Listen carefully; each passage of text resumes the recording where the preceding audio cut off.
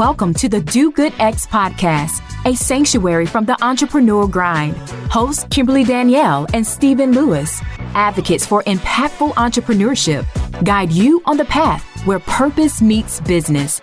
Join us to slow down, reconnect, and explore the challenges of under-resourced entrepreneurs, uncovering the unique journey of building businesses that make a difference. Now, your host. Welcome to the Do Good X podcast. My name is Stephen Lewis, and I am a catalyst for positive change in communities and businesses. And for over 2 decades, I've inspired leaders and entrepreneurs to live and work on purpose with intention, faith, and a commitment to their well-being. And so I want to thank you for being here with us. And I am joined by my co-host and colleague, Kimberly Danielle. Kimberly, what's going on? It's good to see you. Hey, Stephen. It is good to see you too, and good to be with you all. As Stephen said, I'm Kimberly Danielle, and I am a community builder, a communication strategist, and a coach who comes from generations of faith-driven entrepreneurs and leaders who believe that our purpose should drive us to contribute to the common good. And I look forward to our conversation today. We have a wonderful guest that I met during the pandemic, actually. That seems to be a thing because a lot of the guests that we've had this season, I have actually met during the pandemic. So it made a lot of connections during that time. So today we have Kyra Barker, and she is a dedicated business strategist, a cancer survivor, and advocate for achieving success without sacrificing well-being. Exactly one of the things we strive for and push for in this podcast. And she comes with over 15 years of experience in marketing and business. She is a trusted advisor to corporate leaders and entrepreneurs seeking to build and grow flourishing companies. Her extensive experience spans both enterprise and startup environments, making her adept at driving growth across various sectors. And her battle with and triumph over stage 3 rectal cancer fuels her mission to promote a holistic approach to success. As she develops work well blend, an approach to productivity that puts well-being at the forefront of professional life, she emphasizes the importance of incorporating pillars such as physical activity, nutrition, rest, and creativity. And I had the gift of meeting Kyra before and after her experience with cancer, and hearing her story is so inspiring and so powerful, and so grateful that she is such an advocate with who she is and how she shows up in the world with the work that she is doing. She educates, she inspires, and she advocates through thought-provoking sessions as a speaker, sharing candid insights about her life journey and the valuable lessons that she's learned in business and just through her journey in life. And so we are gifted and grateful to have her. She is a wonderful spirit, and her story is one of strength and resilience that has shaped and informed her journey today. So thank you so much for joining us, Kyra. Thank you for having me. It's a pleasure to be here with you and, of course, with your audience. So your professional journey has gone from strategy and marketing to being a venture partner, and now blending really all of your experiences with your personal journey to your consultancy practice that you have now. What inspired your transition from the world of marketing and strategy to venture capital? Yeah, well, I am a born and bred Trinidad and Tobago native. I've been here all my life, but being a part of this multicultural and multi-ethnic society, it really drove my, desire to learn more about other cultures around the globe, because I really have a true appreciation about different cultures or ethnicities or backgrounds or heritages and how it influences our life. And because of that desire, I would have traveled quite a bit and made connections with folks across the globe. And then I also do it virtually, because I never allow, our location to stop us, because we can be connected as we are today. And through that journey, I would have connected with startup founders along the way and really heard their plight. And it really accelerated during the pandemic when, there was a lot of vocal, discussions around the plight of the Black entrepreneur, the brown entrepreneurs who are not even US based, that are trying to build startups. And across the board, the universal plight was access to funding. So I became a scout for Ada Ventures in the UK and a couple of funds in the US, and also a venture partner with Republic, the equity crowdfunding platform. And what I realized through my scouting initiatives is that I didn't have a lot of say. I would bring these amazing startups to the table, but not all of them would, necessarily make it through. And another thing that I realized is there needs to be more folks of color on both sides of the table. We have a lot of founders, and they're doing excellent work identifying the problems that exist within our communities. However, there are not enough LPs or fund managers on the other side of the table that are understanding of the plight and the different challenges and problems that exist within our communities. So you might see a startup founder with an excellent solution to a key problem that we may have, but then they get in front of the traditional investors and it falls on deaf ears, or they don't understand the problem, or they don't understand the reach and the market size, and they don't think it's a good problem, and that sort of thing. So really the need for greater diversity in VC is what drew me to venture capital during the pandemic. While everyone was, perfecting their sourdough recipes, I was diving a lot deeper into the venture capital space. And really the need to have representation on both sides of the table is what really drove my intention and my reason for becoming or entering into the venture capital space. But, entrepreneurs, they can develop viable products and services, and, but what's more important is that they get their products in front of the right ideal paying customers. And that then positions them to be in front of funders and venture capitalists. So, Kyra, I'm curious, what would you say are the key steps that businesses, at least in the early stages, should be developing for effective marketing strategies to connect their products and services with the right customers and communities that they want to serve? Yeah, I think in the beginning, what's really important, firstly, is an understanding of marketing in its full capacity. Marketing is not just promotions. It's not just social media management and email campaigns and funnels. The actual core of marketing, the foundation, really lies in building a solid brand and in understanding your customer, as everybody speaks about, but then also understanding the environment that you're getting into and doing a proper situational analysis. So every marketing strategy, like a proper marketing strategy, needs to begin with a situational analysis. And that is essentially your SWOT, right? What are your strengths? What are your weaknesses, the opportunities and the threats that are going to face your company, right? And then and a step that a lot of people overlook is the external environment and how those factors are going to affect your business. So what we do is something called a PESTLE analysis, which covers the political, the economical, the social, the technological, the legal, and environmental factors that are going to affect your business, because you don't operate within silos. You operate in a real world, right? And all of these forces are going to affect your business. So it takes a lot of time, and I think dedication is needed to really do this analysis before you jump out. Because yes, you identify your problem and you get excited and you want to go out and do your user research and all of those things. But you can have a great product, but you're not in the right environment for it to flourish and for it to thrive. So I think these two things are really important for startup founders to not overlook. And then, of course, you get into your user research and really understanding your customer base, because that is absolutely essential.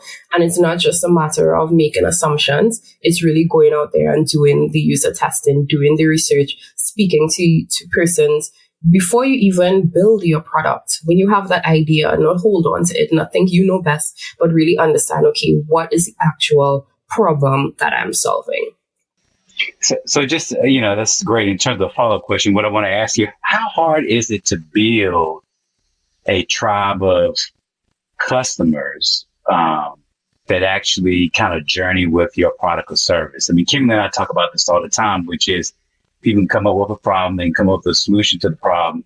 But at the end of the day, like if you cannot figure out how to get your problem to those customers and build a base of loyal customers that are really going to champion your product or services, it's really hard to get your business off the ground. So when you think about this type of marketing strategy and analysis, like how difficult is it really to build your tribe of customers, of loyal followers who are going to carry the work forward? And so, what would you say to that?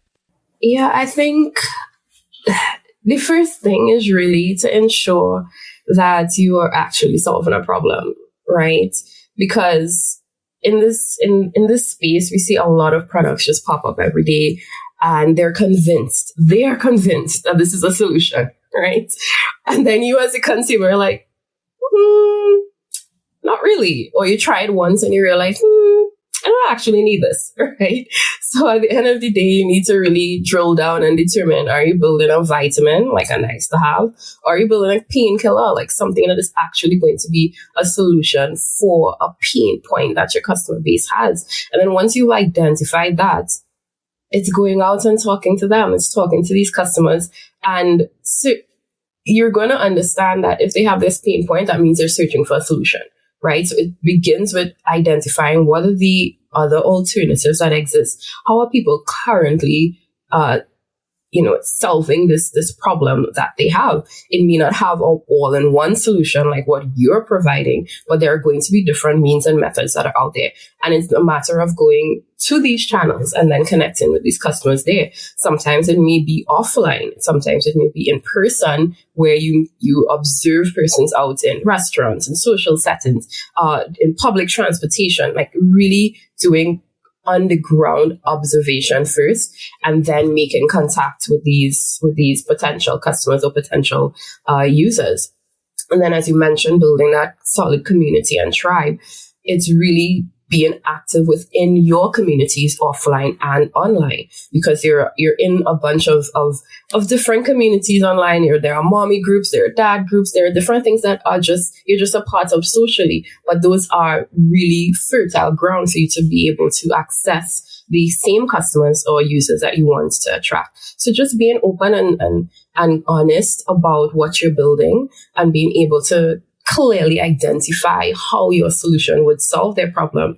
It's just a matter of engaging in these conversations. And I have a recent example of that a few weeks ago in a marketing mentorship group.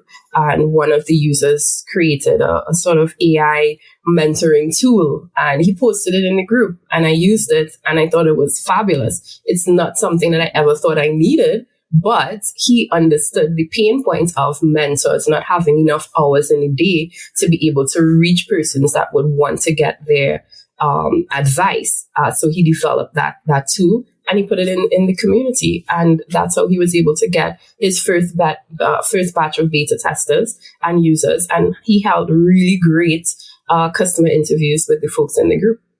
That's great. Wow. Yeah, that's a really great example. So you have a solid product or service, you know that you are addressing a problem, and there's awareness that there are other organizations or companies addressing the same problem, maybe in a different way. In addition to, there's plenty of other things that are vying for our attention. And so my question is, with people being so inundated with what can be like an overwhelming amount of content in the digital world, and sometimes in the physical world, but definitely in the digital world, businesses have to stand out to their customers and communities to compel people to purchase their products or services. So how can businesses, entrepreneurs, and founders be conscious of how they can stand out in this overwhelming sea of content to be able to even reach their customers? I think something that is important to understand and differentiate is that true marketing, isn't necessarily about compelling somebody to buy, but it's about amplifying that you have a solution to an existing problem or a need. And when you're doing that, you kind of match that to the customer journey, right? So if you think of yourself as a customer, you go through different phases, right? So there's the information search phase where you have a problem, you're looking for solutions. You're searching on Google, you're searching in grocery stores, wherever, right? You're searching for a problem for that, a solution for that problem, right? So you're typing in different search words, different keywords, that sort of thing on Google, right? So first step, information search. Second step, then you find some solutions, right? You come across the brand, you're now aware. So you're in the awareness phase. You're aware that this company exists and it provides the solution to your problem, right? Next would be the consideration phase. So you have your multiple solutions, you're considering multiple brands, you're looking at different websites, you're understanding what these services offer and how they can improve, whatever problem you may have. And then you'd make a decision. You choose which one you're going to purchase, which one you're going to buy. You're in the decision phase. And then once you've made that purchase, you're now in the retention phase, because it's either you use it again and you become a loyal customer or you fall off, right? So that's the natural steps of the customer journey: information search, awareness, consideration, decision, and then, retention.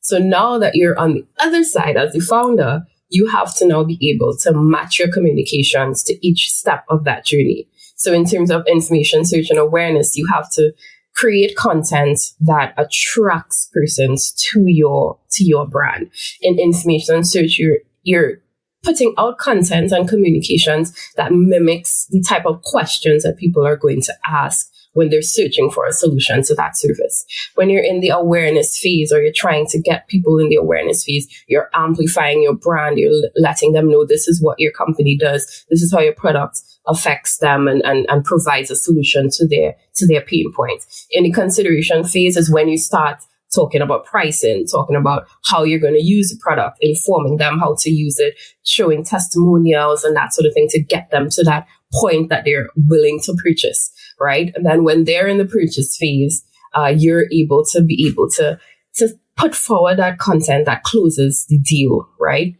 And then in the final phase, where we talk about retention, at that stage, you're thinking about your customer loyalty programs. You're thinking about language that amplifies their purchase of the product and encourages them to become advocates for your brand. So it's really essential to be able to put forward communication that matches each step of the customer journey, because you're going to be able to immediately signal to the customer at the different stage that they're at in the journey. And that helps you to cut through the noise. So it's not just sell, promotion, discounts, that sort of thing. It's like really being targeted with your communication through the different channels based on the different journeys or different stages of the journey that the customer is going to be in.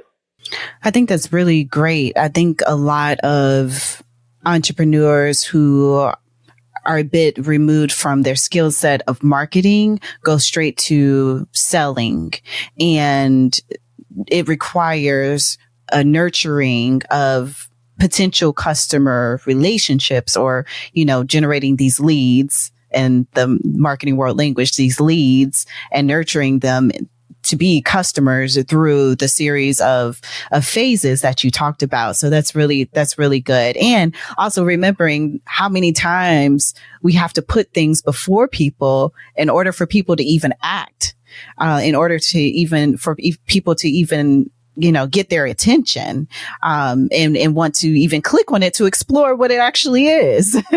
So that was really helpful.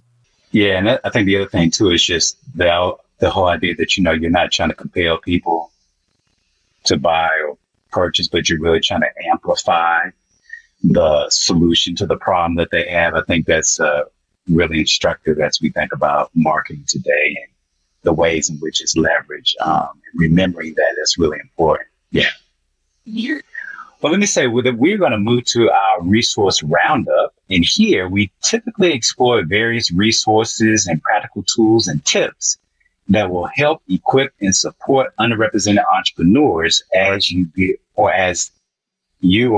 they build their businesses. So, Kyra, we have a couple of questions for you with regards to resources. And that is, many underrepresented entrepreneurs are just starting out, have limited time and resources to invest in developing a marketing strategy or an analysis like PESTLE in implementing. So what are some affordable, effective digital tools and platforms that might assist them with a strategy and its execution? Yeah, I think the one that's going to be on the top of everyone's list is generative AI. So ChatGPT, but I always say you have to take that with a pinch of salt, because you need to know what you're asking it, because it's very confident in giving you wrong answers sometimes. and I've experienced it doubling down on wrong answers sometimes.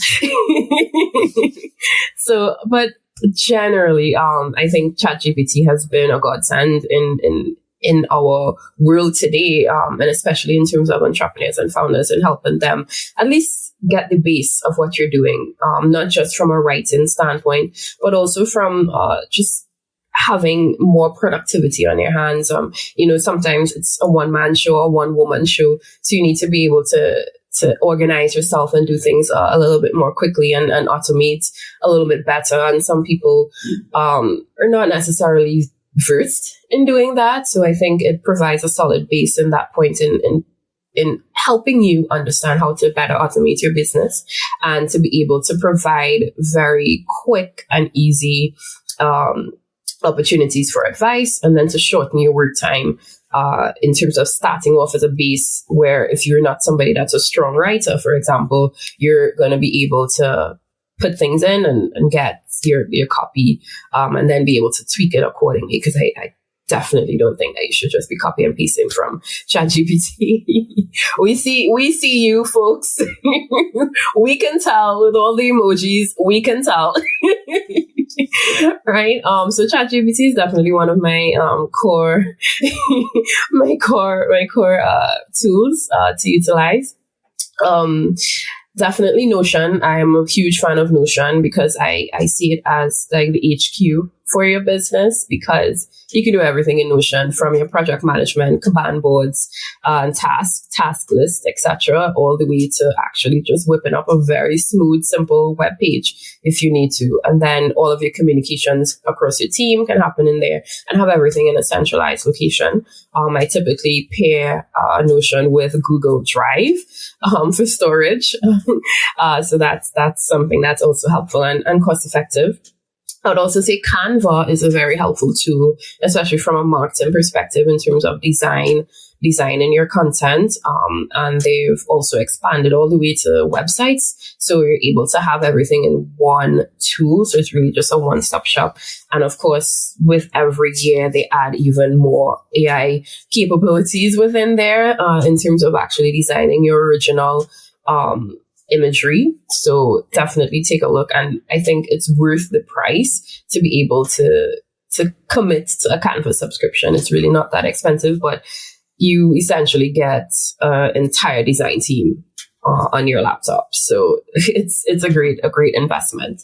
And of course, tools like Zapier, because as I mentioned before, automation is essential. So tools like Zapier to be able to automate. And one final thing I would say is some sort of form. So whether it is Google Forms or Typeform, or I personally use Adaform, to be able to go out and do those research pieces effectively. So to be able to create those research instruments, those surveys, even contact forms, it's essential. So one of those, whether it's Typeform or Google Form or Adaforms, it's definitely essential. And one point on why I like Adaform is that they allow you to receive verbal feedback in terms of answering your questions. So that's something that's essential, because sometimes your customers aren't really great at expressing themselves in a text format. So sometimes they might just want to be able to send a quick message verbally. So it facilitates that. That's why I typically use Adaforms. No affiliation with them, by the way. That was really good. Such a great list of resources that you've provided so far. So we know that obviously in our conversation and what you've named, like technology is ever evolving, and marketing and communications, because of that, evolves as well. And, there are so many things going on out there about how to most effectively reach people. How might entrepreneurs keep up with and determine the most effective marketing outlets for their businesses as communications continues to evolve? Ask your customers. Ask your customers where they consume their media, where they spend most of their times, right? At the end of the day, it doesn't make sense trying to spread yourself thin, being on every single platform to capture every possible eyeball. Like, that's not necessary.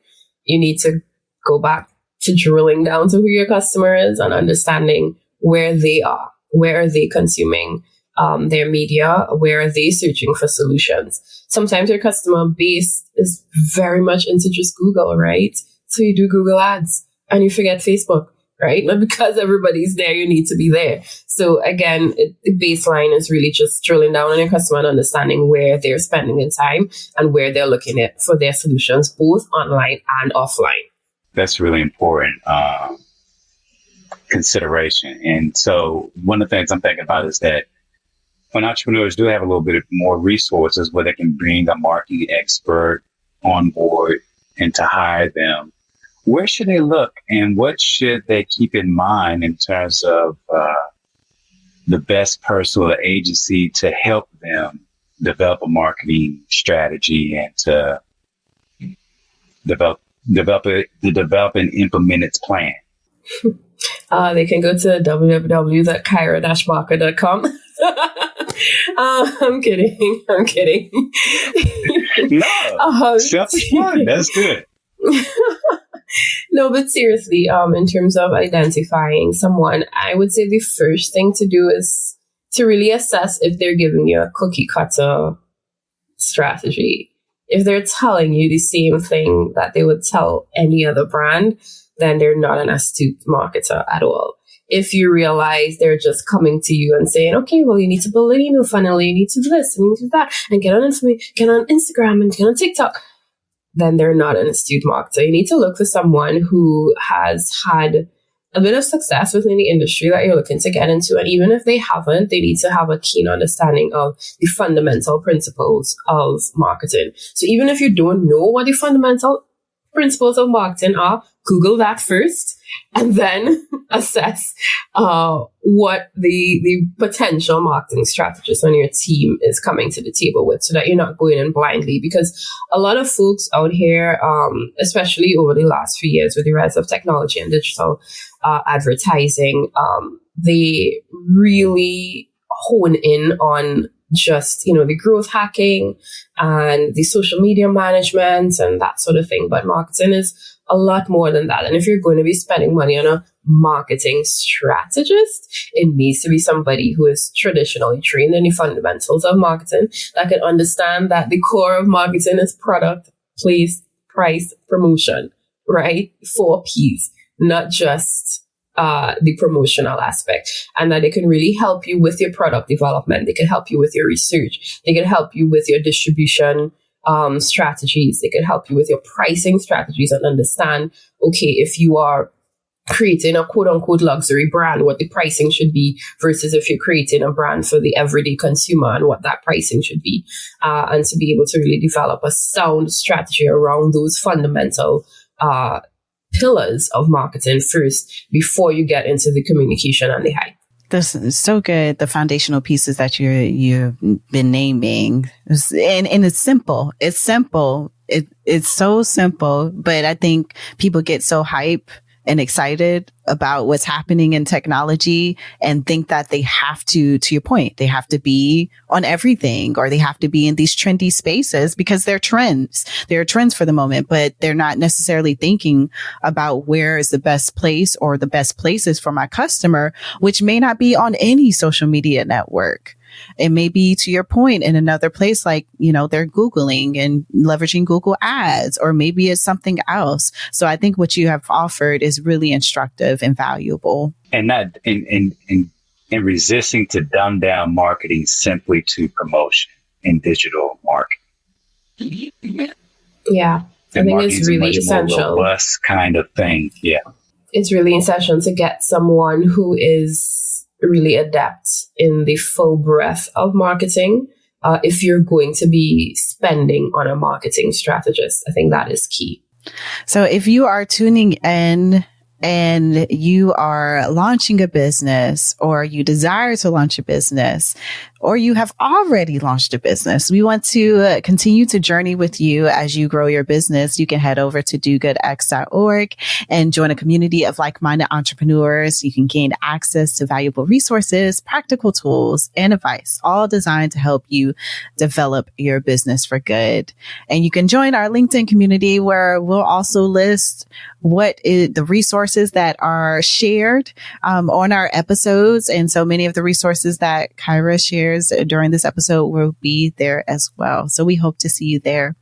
And now we're going to shift to our next segment, which is off the cuff. And we have a series of questions that we haven't provided you, Kyra, that we will just ask you just to name the first thing that comes to mind. So I'll just go ahead and dive in.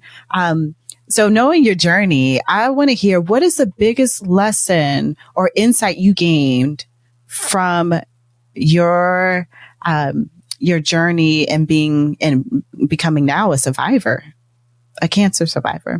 Yeah, I would say for sure, don't sacrifice your health and well-being in pursuit of success. I do think that as professionals, as entrepreneurs, we go after the big wins, and sometimes we don't even realize how much we're sacrificing our health and our well-being. I think having gone through this journey, I am more acutely aware of what my body needs at any given time. And I am very much adamant on being able to create a world where professionally I can thrive, but I could also do so in a way that I can take care of my well-being. Nutrition, for me specifically, nutrition is key. It is key. Gut health, understanding your gut health and nutrition is essential. If you're not well, you're not going to be able to achieve anything in your business, right? So nutrition and gut health is essential. Another thing I would say is the importance of succession planning specifically, or being able to understand if, how, and when your business can run without you, right? Because sometimes we have a one-man show, one-woman show, but we need to be able to build really strong teams around us. It may not be in-house teams or salaried teams, but it's professional, colleagues who can step in and help out in your times of need. I know specifically for me, again, as a consultant, I am I'm my brain, right? My brain is my business.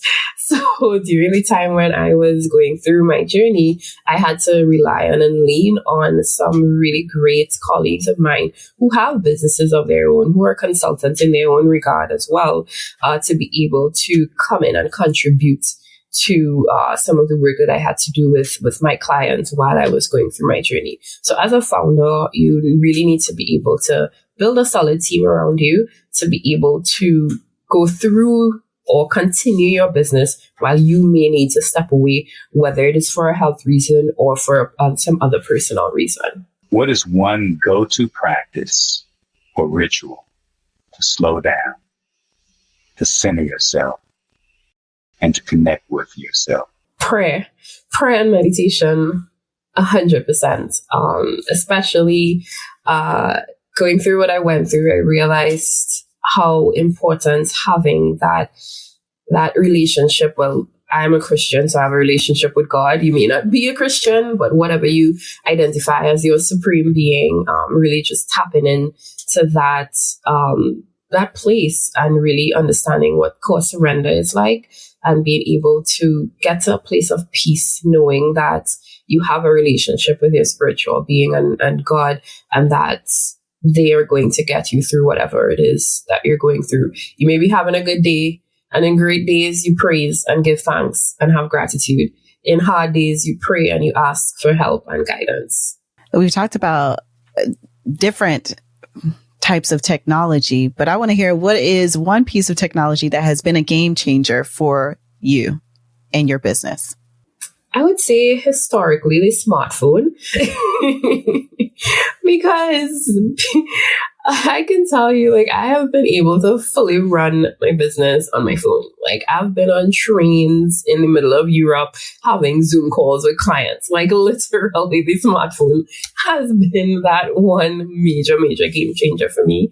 And then if I have to dial down into recently, I would say generative AI, because I'm just completely mind blown every time with every release how much more in tune they get to what we need as humans. And I'm really excited for the population to get more and more well versed in the extent of which generative AI could positively impact our lives, and then free up our time for more creative things that we can do, and more things that would, improve our well-being and improve our quality of life, spending time in nature, being able to interact with our communities, being able to spend time really exploring creative pursuits, whether it is through music or dance, etc.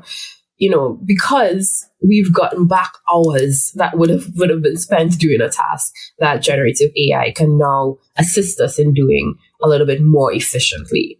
I'm not saying replace, but assist. How much of your success do you attribute to your faith versus your own grit or your hustle? All.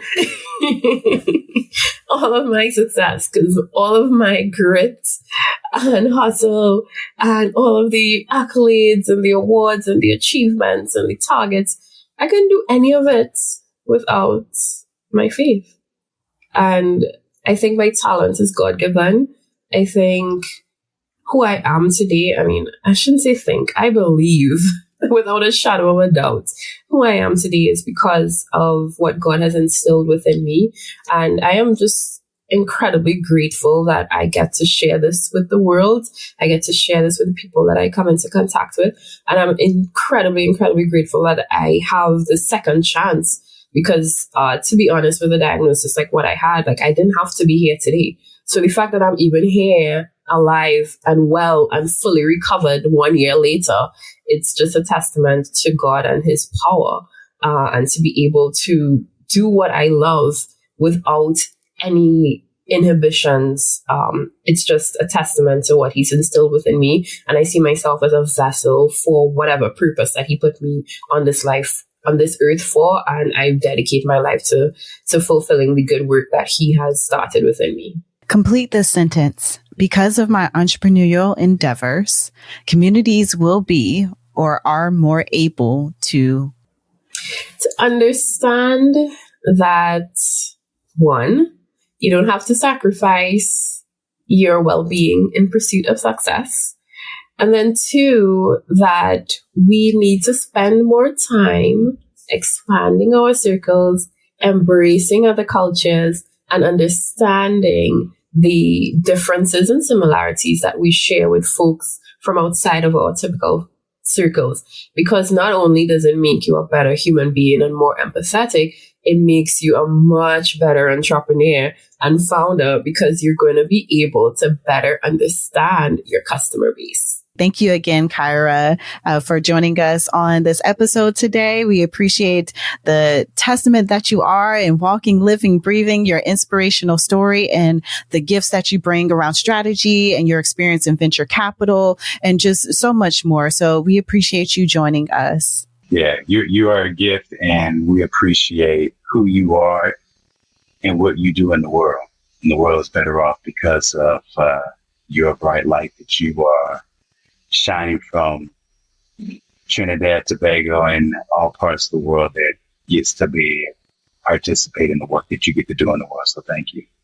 Thank you so much for having me. I really appreciate the opportunity to be here. And for you folks tuning in, we hope that you join us next time.